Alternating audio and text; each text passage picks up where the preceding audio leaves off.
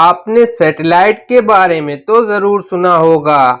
News में अक्सर satellite launch होने के बारे में न्यूज़ मिलती है, जिन्हें अलग अलग स्पेस एजेंसियां जैसे कि नासा या इसरो के द्वारा लॉन्च करा जाता है। उस दौरान आपके मन में ये सवाल जरूर आया होगा कि आखिर ये सैटेलाइट क्या है और ये स्पेस में कैसे उड़ते हैं और सैटेलाइट का काम क्या होता है। अगर आप भी जानना चाहते हैं कि सैटेलाइट क्या है और कैसे काम करती है तो इस वीडियो को ध्यान से देखें। लेकिन उससे पहले अगर आपने अपने चैनल करियर देखो को सब्सक्राइब नहीं करा है तो कर लीजिए। सैटेलाइट क्या है?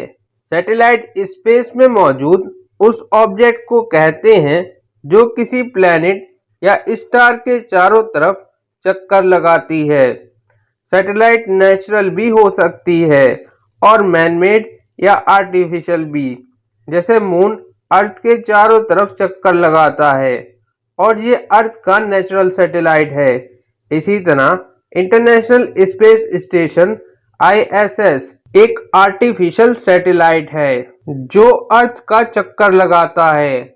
हमारे सोलर सिस्टम में दर्जनों नेचुरल सैटेलाइट हैं जो किसी न किसी प्लैनेट का चक्कर लगाती हैं और हजारों की संख्या में आर्टिफिशियल सैटेलाइट हैं जो अर्थ के चारों तरफ चक्कर लगाती हैं। कुछ सैटेलाइट अर्थ की फोटो लेती रहती हैं जिससे मौसम वैज्ञानिकों को मौसम के बारे में जानकारी रहती है, जबकि कुछ सैटेलाइट दूसरे प्लैनेट, सन, ब्लैक होल और दूसरे गैलेक्सी की फोटो लेते रहते हैं। इन फोटो की मदद से वैज्ञानिकों को सोलर सिस्टम और यूनिवर्स को अच्छे से समझने में मदद मिलती है।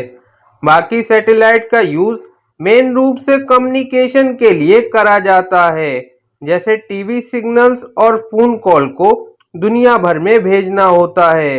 इसके साथ ही 20 से ज्यादा सैटेलाइट का एक ग्रुप है जिसका use global position system GPS के लिए करा जाता है। GPS की मदद से सैटेलाइट आपकी सटीक लोकेशन का पता लगा सकते हैं। सैटेलाइट कैसे काम करता है? सैटेलाइट एक सेल्फ कंटेन्ड कम्युनिकेशन सिस्टम होता है जो अर्थ से सिग्नल लेता है और रिस्पॉन्स में सिग्नल वापस अर्थ तक भेजता है। एक सैटेलाइट को इस तरह डिजाइन करा जाता है कि वो अपने ऑपरेशनल लाइफ के दौरान एडवांस एनवायरनमेंट को सह सके, जहां सैटेलाइट का सामना रेडिएशन और हाई टेम्परेचर से होता है। क्योंकि लॉन्चिंग का कॉस्ट सैटेलाइट के वेट पर भी डिपेंड करता है। सैटेलाइट के पार्ट्स, सैटेलाइट के फंक्शन के बेस पर सैटेलाइट के अलग अलग पार्ट्स होते हैं, लेकिन कुछ कंपोनेंट्स सभी सैटेलाइट में कॉमन पाए जाते हैं, जो कुछ इस तरह हैं। एंटीना, एंटीना सिस्टम का यूज अर्थ से सिग्नल लेने और उसे वापस ट्रांसमिट करने के लिए करा जाता है। कमांड और डेटा हैंडलिंग, इसे हम सैटेलाइट का ऑपरेशनल हार्ट कह सकते हैं।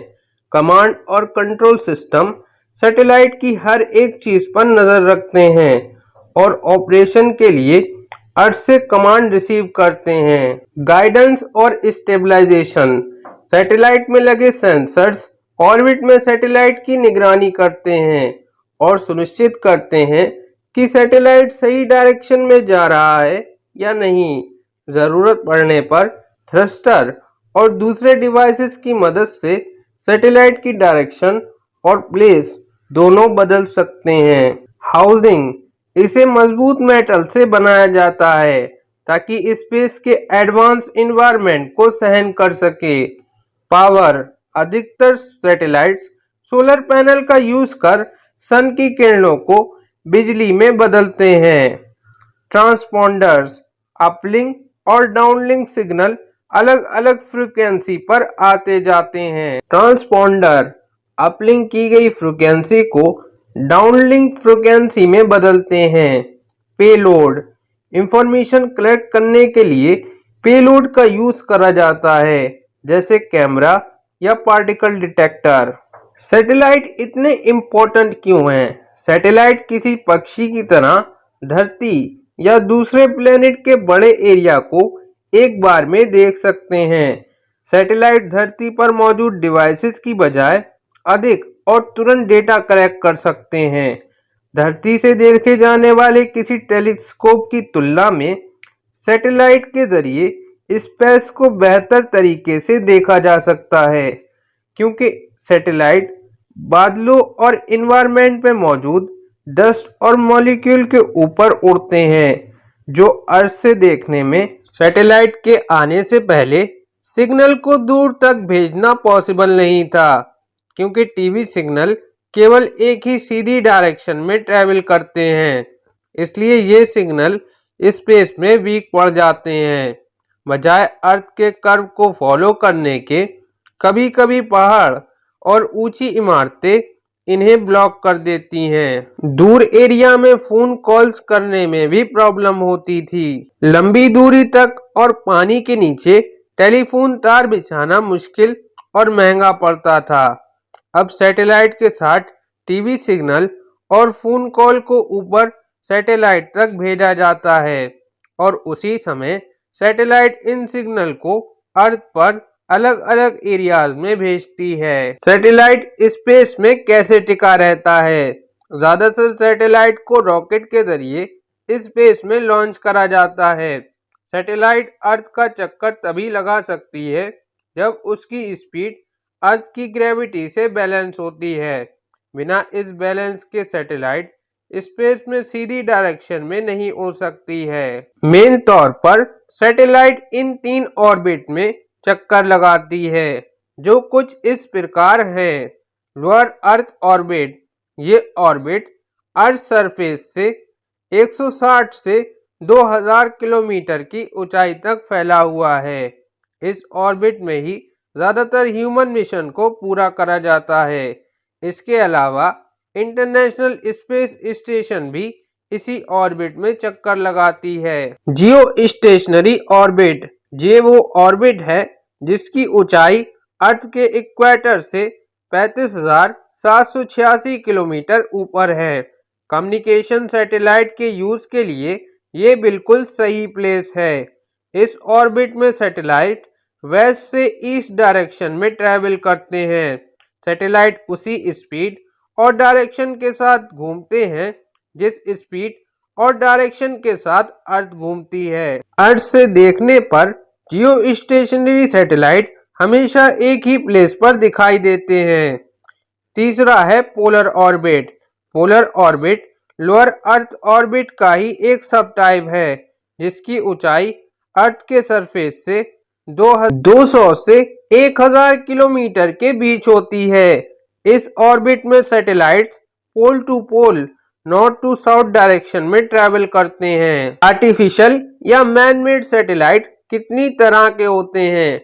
आर्टिफिशियल या मैन मेड 11 तरह के होते हैं, जो कुछ इस तरह हैं। पहला है एस्ट्रोनॉमिकल सैटेलाइट्स।